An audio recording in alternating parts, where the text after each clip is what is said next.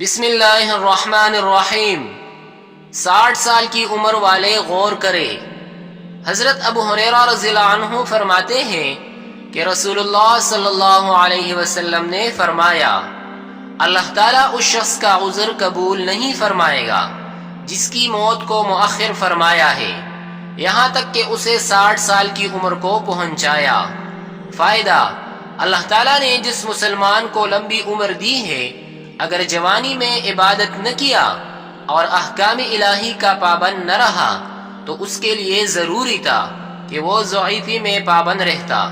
اور جب اس نے بڑھاپے میں بھی خوف خدا نہیں کیا اور گناہوں میں ملہوس رہا ہے تو اب اس کے لیے عذر کیسا؟ بستر غفلت سے اٹھ غافل خدا کے واسطے،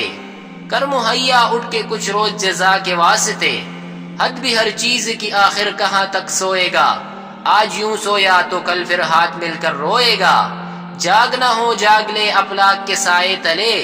حشر تک سونا پڑے گا خاک کے سائے تلے۔